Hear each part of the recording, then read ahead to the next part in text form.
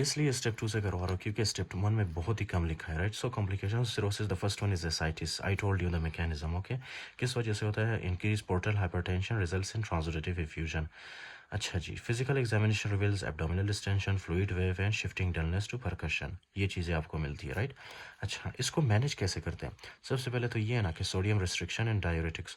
Sodium आपने बिल्कुल कम करना है, राइट, नहीं खाना सोडियम। उसके अलावा है आप कुछ देते हो जैसे कि फिरोसमाइड या स्पायरोलेक्टोन। आपको पता है ना फिरोसमाइड या स्पायरोलेक्टोन ये किडनीज पे काम करती है, स्पेशली नेफ्रॉन पे। और ये क्या करते हैं? ये जो है फ्लूइड को बॉडी के अंदर से निकाल देते हैं, राइट। अच्छा जी, उसके लार्ज वॉल्यूम अगर हो फ्लूइड, राइट, एब्डोमेन के अंदर, तो उसको क्या करते हो? पैरासिंथेसिस के थ्रू आप ट्रीट करते हो, राइट। उसके अलावा कभी कभी टिप्स भी करते हैं लोग, right, transjugular intrahepatic portosystemic shunt. You know what is tips? This is your liver, for example, okay, this is the hepatic vein and this is the portal vein, right? क्या करते हो आप? ये portal vein और hepatic vein के through इनके बीच जो है आप एक इस तरह से एक शंट बनाते हो, राइट, ताकि ये जितना भी ब्लड है पोर्टल वेन में ये शंट के थ्रू जा सके हेपेटिक वेन में, फिर हेपेटिक वेन से ये आगे जा सके, राइट, क्योंकि लीवर आपका डैमेज हो चुका है। So this is called as portosystemic shunt. Treat underlying liver disease if possible. अगर सिरोसिस हुआ है तो उसको कोशिश करो कि ट्रीट करो, राइट। नेक्स्ट है spontaneous bacterial peritonitis. I told you कि ये कैसे होता है। इकोलाई जो है पहले लिम्फ नोड्स में जाता है, स्मॉल लार्ज इंटेस्टाइन से, राइट। लिम्फ नोड्स के बाद वो कहाँ पे जाते हैं? एसाइटिस यानी एब्डोमिनल कैविटी के अंदर जो फ्लूइड एक्यूमुलेट हुई है उसके अंदर जाता है, right. So that will lead to spontaneous bacterial peritonitis. This will present with fever, abdominal pain, chill, nausea and vomiting. Obviously ये फीचर्स तो होंगे, राइट।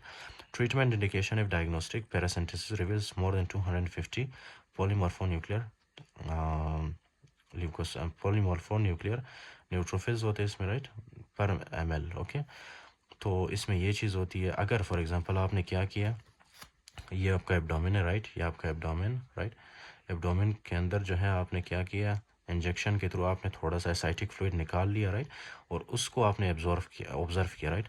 अगर उसके अंदर मोर देन 250 पॉलीमॉर्फोन्यूक्लियर ल्यूकोसाइटोसिस हो, राइट, न्यूट्रोफिल्स के अमाउंट मोर देन 250 पर माइक्रोलीटर हो, तो वो आपको बताता है कि ये जो एब्डोमेन के अंदर जो फ्लूइड की एक्यूमुलेशन हुई है ना, उसके अंदर इन्फेक्शन हुआ है, राइट।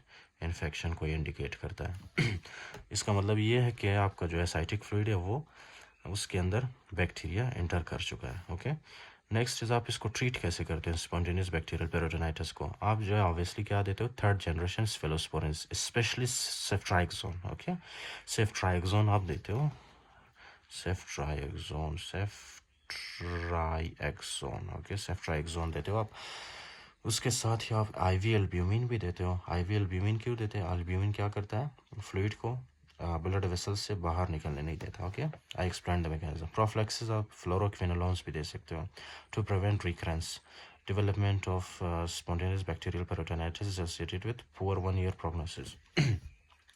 नेक्स्ट है हेपेटोरेनल सिंड्रोम। किस वजह से होता है? ये caused by splanchnic vasodilation and decreased blood flow to kidneys. This is the main point, okay, in this, right? ये आपने देखना, caused by splanchnic vasodilation and decreased blood flow to kidneys. I explained the mechanism. तो इसको कैसे treat करोगे आप? Obviously सबसे पहले आप क्या दोगे? ऑक्ट्रियोटाइड, ओके, ऑक्ट्रियोटाइड दोगे which will decrease the splanchnic vasodilation and midodrine increased blood pressure. Plus इसके साथ एल्ब्यूमिन दोगे आप। एल्ब्यूमिन क्या करेगा? फ्लूइड को ब्लड वेसल से बाहर जाने नहीं देगा, right. in some severe cases obviously it may require dialysis and it will show poor prognosis and liver transplant can be curative. तो आपने क्या करना है? आपने यहाँ से यहाँ तक याद करना है, okay. This is very important, यहाँ से यहाँ तक ऑक्ट्रियोटाइड देना है आपने, ओके। उसके अलावा क्या करना है? एल्ब्यूमिन देना है, ओके, हेपेटोरेनल सिंड्रोम में। अच्छा जी, नेक्स्ट क्या है? Hepatic encephalopathy. हेपेटिक एनकेफेलोपैथी किस वजह से होता है? Reduced clearance of ammonia. तो ये एमोनिया जब क्लियर नहीं होता बॉडी से, ये ब्रेन के अंदर एक्यूमुलेट करना स्टार्ट कर देता है, राइट, जिसकी वजह से क्या होता है? हेपेटिक एनकेफेलोपैथी, स्टेरेक्सिस और अल्टर्ड मेंटल स्टेटस के सिम्टम्स आते थे, right. I told you this. तो आप क्या करोगे? आप लैक्टुलोज दोगे, राइट, इस पेशेंट को ट्रीट करने के लिए। तो क्या है कि हम लैक्टुलोज देते हैं, राइट। लैक्टुलोज क्या करता है? सबसे पहले हमारे राइट कि गट के अंदर कुछ इस तरह से बैक्टीरिया होते हैं। तो बैक्टीरिया क्या करता है? लैक्टुलोज जब हम देते हैं, राइट, इस लैक्टुलोज को कन्वर्ट करता है lactic acid and acetic acid में, ओके, जिसकी वजह से क्या होगा? हाइड्रोजन आयन की कॉन्सेंट्रेशन ज़्यादा होगी और जब हाइड्रोजन आयन ज़्यादा होगा बॉडी के अंदर, सॉरी इंटेस्टाइन के अंदर, राइट, तो ये हाइड्रोजन आयन जाके NH3 के साथ बाइंड करेगा। जब हाइड्रोजन आयन NH3 के साथ बाइंड करता है तो क्या बनता है हमारे पास? NH4। फिर ये जो NH4 है ना, ये लेस टॉक्सिक है और ये हमारे बॉडी के अंदर से इस तरह से एक्सक्रीट होता है, राइट, फिसिस के through. So this is the mechanism for lactulose. And और रिफॉक्सिमीन, अच्छा, ये रिड्यूस एमोनिया इन ब्लड, ये एमोनिया को कम करता है ब्लड में, obviously you know that. Correct underlying triggers, जैसे कि रिड्यूस प्रोटीन डाइट, आपने पेशेंट को बताना है कि प्रोटीन डाइट नहीं खानी, ओके, क्योंकि प्रोटीन में क्या होता है? अमोनिया। नेक्स्ट एसोफेजियल वेरिसेस को आपने कैसे करना है? ये किस वजह से होता है? Portal hypertension leads to increase flow through the portosystemic anastomosis. Obviously इसको आपने कैसे ट्रीट करना है? सबसे पहले तो ये है ना कि आपने बैंड लाइगेशन करना है। बैंड लाइगेशन में क्या है कि जहाँ से ब्लीडिंग हो रही है आपने उसको लाइगेट करना है, यानी उसको बंद कर देना उस वेसल को, राइट। जब बंद करोगे वेसल को तो क्या होगा? ब्लीडिंग स्टॉप होगी, राइट। अच्छा जी, endoscopic surveillance in all patients with cirrhosis, medical prophylaxis with non selective beta blockers भी कभी कभी आप देते हो, राइट। बीटा ब्लॉकर्स जैसे कि प्रोप्रेनोलोल, और endoscopic band ligation to prevent bleeding. तो इन शॉर्ट आपने यही करना होता है, इसमें बैंड लाइगेशन करना होता है, okay fine.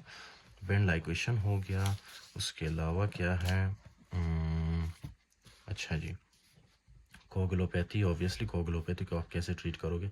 Impaired synthesis of all clotting factors except factor 8, क्योंकि फैक्टर 8 कहाँ से रिलीज होता है? एंडोथेलियल सेल से, ओके।